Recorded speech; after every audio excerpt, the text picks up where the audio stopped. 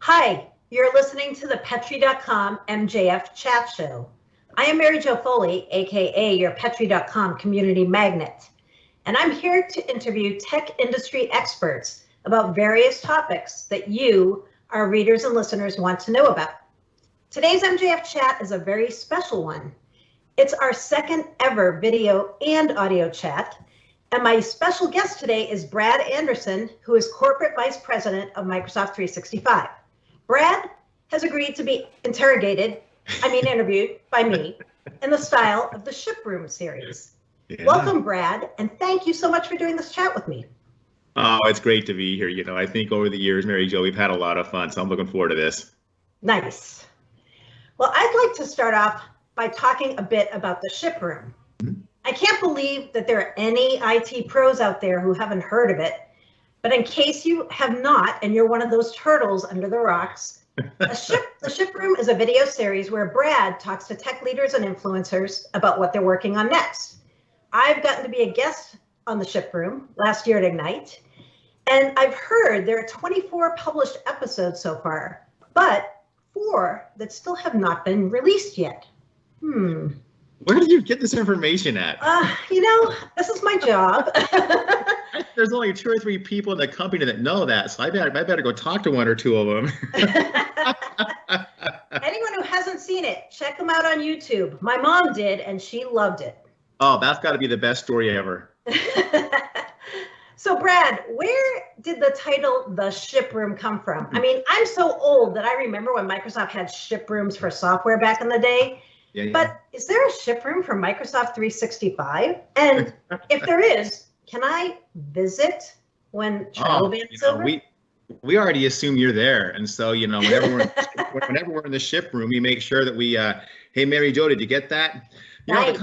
The concept back in the day of a Shiproom was, as you were coming to release a big product like a new version of Windows, at some point you have to start locking everything down. And so there was a Shiproom where there would be a set of individuals whose responsibility was to approve or to not approve, breaking bugs and issues that would basically be release blockers. And so, when you've got these massive projects, you have to have a way that it converges. That was the concept of a Shiproom. We did over 100 of these episodes, what we called Lunch Break with Brad, where we were going around, driving around in cars, and you and I had a chance to drive. I think it was a 1972 Cadillac. All I remember is it was hot. And Elvis was in the back. I remember that. Elvis was in the back. That's right. And those, had great interest, and we had a lot of fun with that. But we thought it was time to kind of switch it up a little bit. And so we were just brainstorming, came up, hey, Shiproom's kind of been a part of the culture. Let's name it the Shiproom. Let's basically build, it's a set. A lot of people ask us, where is the Shiproom located at on campus? Or is that actually at your home? And you can see the background behind me here, but it literally is a set that can get shipped anywhere around in the world in 6 or 7 of these big boxes. It still amazes me that the people put it together with all the things in the same place, in the same shelves. But it's more than anything, it just gives an opportunity for, largely CIOs to talk about the changes that they're driving through their organizations and how moving to the cloud and moving to Microsoft 365 impacts their culture, their productivity, their security. And it's interesting. It's just a different way it's an engaging way to talk with the industry about change and about how the cloud can impact organizations and their IT departments. Very cool. So I hear during quarantine, there's some fun thing you've been doing with your team. I guess I could have found out if I really wanted to, but why don't you tell me about it? What is it? Oh my word! Again, the insights you have about us just never ceases to amaze me. We like to do fun things. I'm a big believer in. I love to laugh. I love to have fun. And a big part of my leadership style is I just like the team to enjoy things. And so, we formed a couple of committees and groups when we first got into the quarantine. We said, listen, what are we going to do to try to maintain some of that sense of community, have some fun? And so, many people have heard me talk about Ben before. Ben is the communications director, who's the mastermind behind a lot of things we do here. We asked him to go put some time in, and he came back and said, hey, let's play some of the online game shows that were played in the 1970s, but let's do it live with the team. And so we've been playing every Friday at noon. It's been the newlywed game or the match game. And it's been a lot of fun because you get all of the leaders across the organization with other people from the team. We'll have half of the team online, which you think about that, half of the team Wow. online for an hour. And, people get to see the funny side of all the leadership. Some of the questions are really, really funny. I think Michael Walton was asked the question of, Michael runs all of Microsoft Endpoint Manager for me. Hey, if Brad was a cereal, what kind of cereal would he be? And how do you answer that question? What was the answer? I want to know.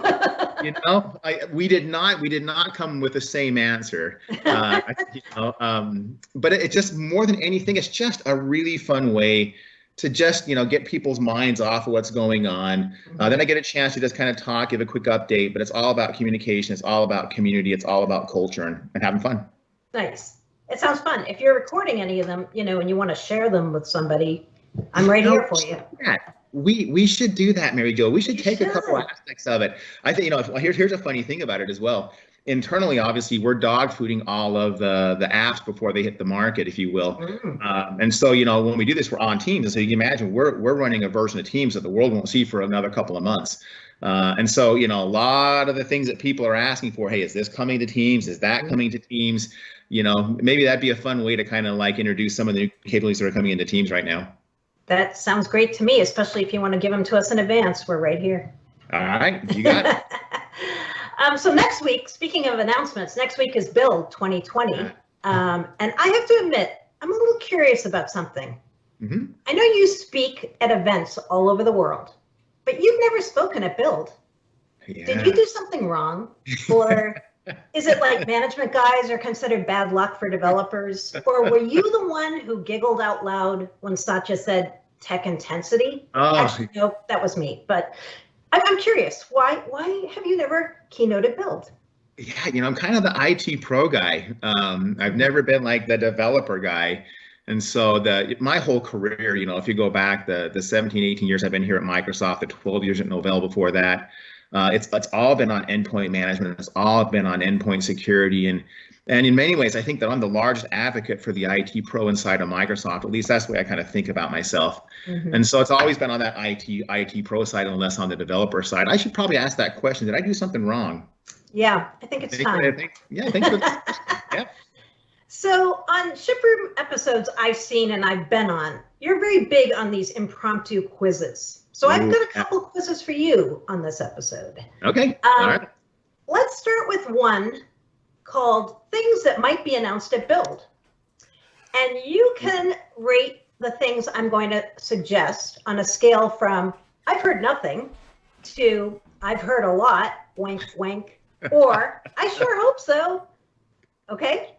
Hey, the questions that we do on this Shiproom are these random questions that make no sense, no rhythm. I think you're trying to slip something in here because, you're disguising it as a set of random questions, but, you're getting very specific on Build. Look, I'm giving you an incentive here. If you do well on this quiz, I have a little prize for you. All right? Okay, I'm trying to think how I balance that, where if I leak something from the company, I might lose my job. The prize better be pretty interesting. The prize is pretty good. I'm going to say. Okay. All right, let's go. All right, things that might be announced at Build. New Microsoft Graph APIs and connectors that might help people do things even cooler than they already can with this centralized Graph API. Is this something I've heard nothing, I've heard a lot, or I sure hope so? Well, that question is so specific. I can guarantee there'll be something about the Microsoft Graph and new APIs that expose new cool things. So I've heard a lot about the Microsoft Graph. In fact, I live a lot of my life in the Microsoft Graph. I figured you do. Yeah. Hey, okay, here's another one. All right. Project Cortex, Microsoft's knowledge repository service for Microsoft 365.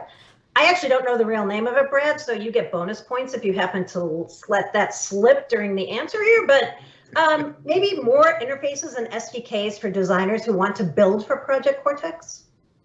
Yeah, well, Cortex will certainly be something that we'll talk about at Build, but it's interesting on the name, we actually asked Cortex if she wanted to self-name. You want to guess what the name she came up with was? Mary Jo. So I don't know how that came about. Maybe you've got some insights, but when we asked Cortex to self-name, she came back with, hey, I'd like to be named Mary Jo. Nice. Well, it would be the first time, I believe, a product would be named for me, so I'd be very excited about that. I am a knowledge repository about all things. You are. I hadn't thought about it that way, but you are a cortex. Nice. Okay, here's a tough one. Things to be announced at Build. Maybe, maybe not, or I've heard a lot about that. Windows, we've heard about Windows 10X already. What about Windows 10Y? Well, internally, we've been running Windows 13 since November. Really? That's a total joke. That's a total joke. I got to be really clear on that because I don't want that one out in the press anywhere. Oh yeah, that's going out there. It's really interesting. We inside of Microsoft, the Microsoft 365 team, we call ourselves Ring Zero. And what that means is everyone who works on Microsoft 365, we get a new build of the operating system, new builds of the apps almost daily. And so, we get a chance to dog food this very, very early on. And it really is, it's one of the most fun parts of the job. It can be frustrating at times, because you never quite know, what you're going to get in the morning. So if I've got an 8 o'clock call, I'll need to pop in at 7:45 and make sure that everything has been updated. But I love the fact that we bring it to all the Microsoft 365, all the updates first. Then from there, we take it out to all of Microsoft, and that's Ring 1.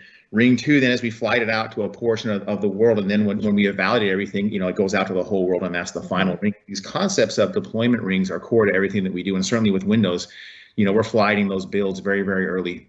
Right. So you're seeing features even before we have figured them out. That's kind of intriguing. Well, but it is, yes and no. But with the insider builds, people are getting a daily cut of what we're doing. There's so much transparency with what we're doing in Windows. It's awesome. Yeah. Now on the apps and stuff, the apps and stuff are different. Certainly with apps, with Intune, with AADP, all those pieces. We have a pre-production ring where all those things are going on. Right. Sometimes months in advance. Right. Okay. Now this one, I've heard from a couple sources, so I'm giving it a little more credence. I hear there's a Microsoft Linux coming, and it could be branded Minix or Linuxsoft. I'm not really sure which, and it will be on brand new Surface devices coming soon, like 2024, 2025. Might you hear a little about that at Build? You were kind of going in and out on me right there. I think we should just move to the next question. Oh, really? Well, I know you've got a little handsome Android-based unannounced. Well, it's been announced, but not shipping device. You don't happen to have that in your office, do you? Oh, this is what I live on right now. Actually, look at it. It's kind of hard to see it in the background, but yeah, this is the new device. I love it. The dual screens is a life changer. Is a game changer. Nice. We're hoping to get our hands on that soon. Maybe Build. I have not heard anything about that. Oh, okay. Last one. I'm pretty sure on this one too. There's a product called Memories, MEM, Microsoft Endpoint Management Services, and I've heard this is something that really the config manager guys are going to swoon when they hear about it. That is just awesome. I don't know if you know this, but Memories is actually one of the brands that we thought about instead of Microsoft Endpoint Manager. Memories. And I'm totally making that up. But where'd you come up with that one? Memories. I love that. All right. I'm going to give you a pretty high score for where you're going here. I'm a little annoyed you avoided the Linux question, but you are going to get this prize. I would like to show it to you, and we're going to have my minions ship it out to you later today. We've made very, very limited edition shirts. What would Brad Anderson do? WWBAD. Is it WWBAD or WW bad? The acronym goes where you would like it to go.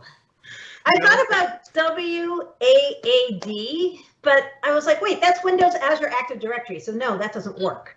These are pretty. Endpoint Manager and AAD are kind of one and the same. In fact, as we rewrote those two, they're now based upon the exact same microservices. That's true. My 3D printer was going off a couple of minutes ago. Let me go see what's on it real fast. It's just right next to me here. Is this what you were sending over to me? Wait, do you have it already? How do you have this already? You know what? I've got my people watching on you just like you got your people watching on me. Interesting. Can I wear this? Yes. I'm going to put it on.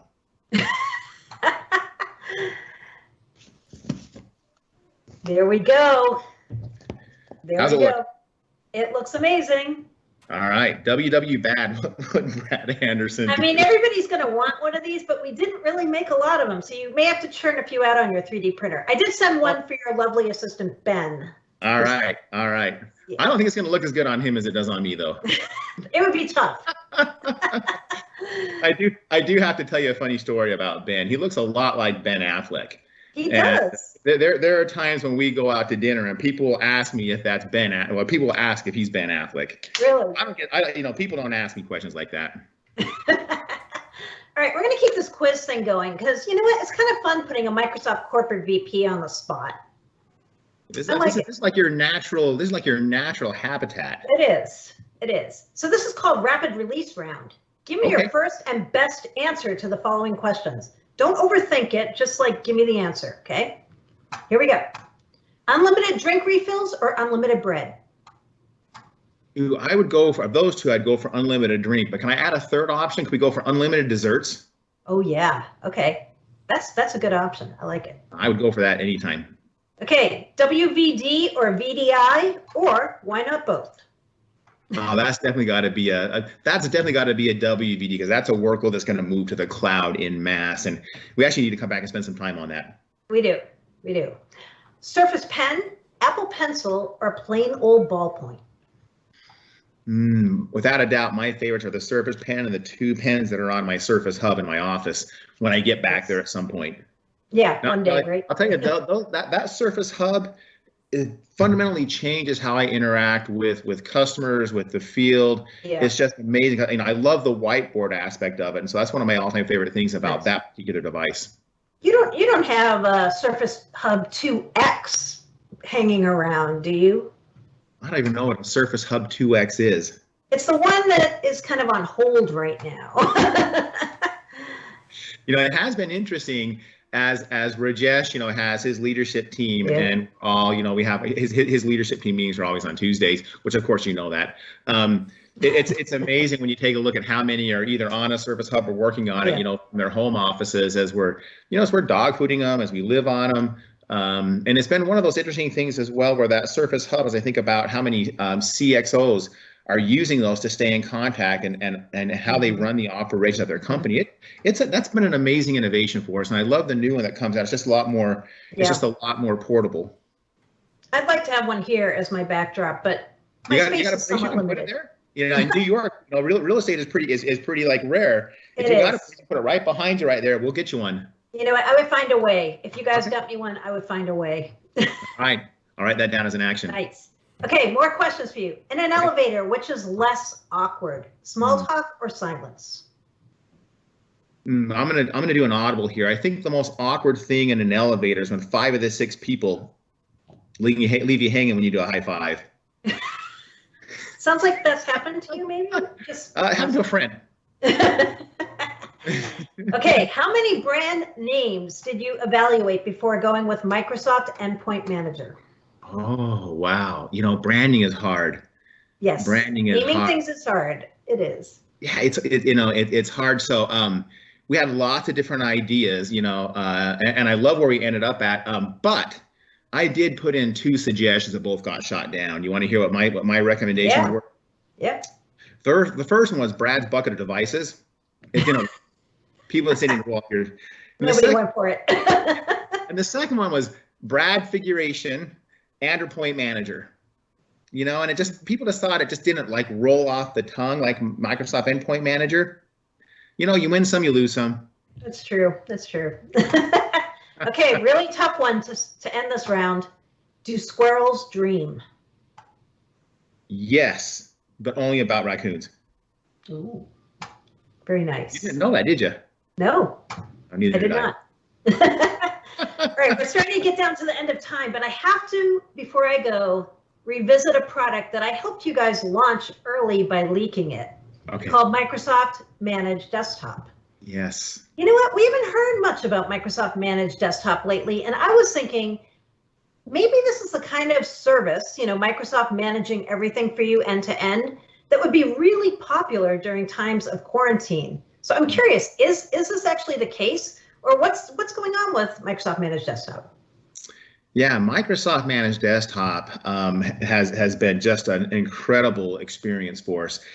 For people who aren't familiar with what Microsoft Managed Desktop, it literally is my team taking over the responsibility for helping you transform your management and security of your endpoints. And then we actually take on the responsibility of deploying, maintaining, updating, securing your Windows devices across your enterprise. And the core value where we focus at is really that transformation about how you move all your processes and all your technologies up into the cloud and really take advantage of the full spread of Microsoft 365. Mm-hmm. You know, I think a lot of people know this, but our fiscal year goes from July 1st to the end of June. So today we're sitting in our month 11 of our fiscal year. We've already blown through all of the goals we had for the fiscal year for Microsoft Managed Desktop. And you know, the company that we've talked a lot about it publicly is Lloyds Bank. I'm going to tell you a little bit more about Lloyds Bank. I think it's just a good example, and then talk about where you'll be able to learn more about it. So First of all, with Lloyds Bank, as they engaged with us, the conversation was, listen, we need to transform the experience our end users are having on their PCs. And so we started digging into it with them. And, you know, they had these boot times of 10 minutes. It would literally, from the time a person would power on their PC, it would take 10 minutes before they could work on it. And, you know, that's on the extreme end. It's pretty common that I see, you know, 3 minutes, but 10. We started digging into it with them, and they had 47 different agents on their PCs, management security agents. And what we were able to do is help them understand how to transform that and think about using the cloud. Instead of all these agents on the device, they're now down to just a couple of agents left on their endpoints. Their boot times are now sub 30 seconds. And the satisfaction that has come across their end user community is just skyrocketing. And so Simon is the individual in charge of their modern workplace. And on Wednesday, we're going to publish a version of the Shiproom where Simon talks about the transformation that is happening at Lloyds Bank, which, you know, that's critical infrastructure for the country, and how we had to pass through all of their, you know, their SecOps, all their penetration testing. And so it's such a wonderful example of the end users have got the best experience possible. The security team is happy because they're actually more secure and their architecture is more simplified, and IT is happy as well. So this is this win for everybody. Now, having said that, we just, you know, this week we'll sign another Fortune 50 company where we will take over the management of their Windows devices. We're growing well, and, you know, look to hear more about the Microsoft Managed Desktop. But the thing that I would say for everybody, the one thing that the Microsoft Managed Desktop does that impacts every person probably listening to this is it is the only service at Microsoft where there is one engineering team responsible for operating essentially all of Microsoft 365. So the amount that my team learns on this, and then the change that we drive across all of Microsoft 365 drives improvements for everybody in the world across Microsoft 365. So I see the biggest impact that MMD has is it drives improvements how we integrate and get better at Microsoft 365. And then second, for the companies who sign up for the service, we help them transform their endpoint management and give those end users the best possible experience. Are they using that new Microsoft managed meeting room service too? We talked about that at Ignite last year, and that sounds really interesting, where you guys take over managing conference rooms for companies, right? Yeah, thanks for asking about MMR as well, the managed meeting room service. It's kind of like the kissing cousin of MMD. So we actually just released into general availability the Microsoft Managed Room solution last week. So we're our second week of general availability. And it's kind of strange because there's not like a lot of people in the offices right now. Yeah. But what we do see is organizations are planning for when they come back into the office, and the importance of meeting rooms is going to skyrocket. You just kind of think about what the new normal is going to look for organizations. Business travel is going to reduce. You know, it'll be out of fear. It'll be out of budgets. It'll be, I think, more than anything, because people have now recognized that they can be productive at home on a Teams meeting, and they don't have to travel as much. So with that in mind, you know, these meeting places where when you come in and you say, hey, I want the meeting to start, it should just start immediately. It should be a beautiful experience. The concept of Microsoft taking over the responsibility of ensuring that everything in that room is functional. The device on the top of the table, the cameras, the screens, the microphones, you know, we have all of that instrumented. And, you know, before we actually went into general availability, we had, you know, 7,000, 7,500 meeting rooms that we were already managing, sending us back telemetry.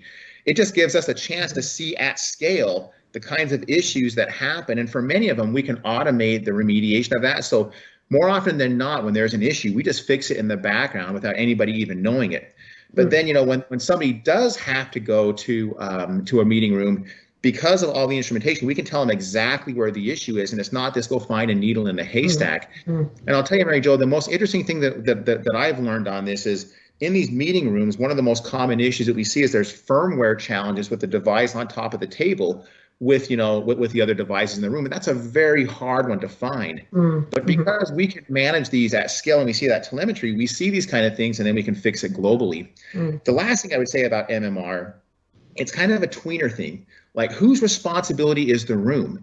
Most organizations don't have enough meeting rooms that they have a team that gets proficient at it. So I think it is a classical example of something that can be, partnered with a Microsoft. And it's interesting, in the research that we did, more often than not, companies would want Microsoft to actually give this service to them relative to any other provider. So we're just in a general availability, and it's one of those solutions that I'm super excited about. Brad, this has been a blast. Thank you for doing this and taking time. Yeah, so I got a couple of questions for you. You got a chance to do a lightning round with me. How about a lightning round? Let's get off the conference before you did this. Oh, let's just do a quick one here, real fast. Okay, so just a couple of quick ones here. So first of all, what is the largest animal that you could put in your living room? In my living room here in New York? Well, somebody did put a Bengal tiger in their living room here in New York, and the emergency crews had to come and get it out. This is like in the 70s in Harlem, I believe. A guy got a tiger cub and he let it grow to full size, and the neighbors started noticing there were some loud growls, and they came to the door and they're like, wow, the guy has a full-size tiger in his apartment. So I wouldn't suggest tigers, maybe.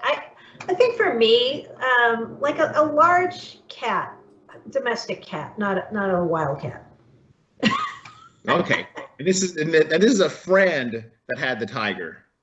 No, and it's not Paul Thurrott either. It's not. It's okay. Two more questions, real fast. Then, what has been the most embarrassing moment for you in the office? Was it when you were singing in front of the office or dancing in front of the office? My home office, you mean? That's true. This is before you went into the home office. How long have you been working out of a home office? I like working out of a home office. I've been working out of a home office for maybe 15 years. Yeah, I love it. It's good because I'm really productive, and it's bad because I work more hours because there's no real hard start and stop time. So yeah, there's been two interesting data points of research coming out from what is right now the largest work from home experiment ever. One, people are working in the US, people are working 3 hours longer than they were before. That's the average right now. That's 3 hours. The second thing is, it's interesting. There's research now coming back that, mentally it's more draining being in front of a screen where your camera is on 7 or 8 hours in the day than being in physical meetings. And so I thought that's been interesting. Yeah. All right. Last question for you then. Actually, I got two more because these are both good. The first one is, do you have anything against people using human names for their cats? No. Okay. Although, my cat's name is Sriracha, which is a hop that is used to brew beer. A little interesting trivia point.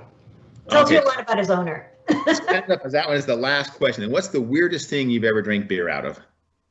Weirdest thing I've drank beer out of? That's a good question. I would say a glass slipper, but it's not true. But it sounds good, right? Let's go with that. No, this has been a blast. We should make this like an annual event or something. I agree. I think it could be really fun to do annually because there's always so much happening in Microsoft 365 and especially in your part of that market that I would love to do that. That'd be awesome.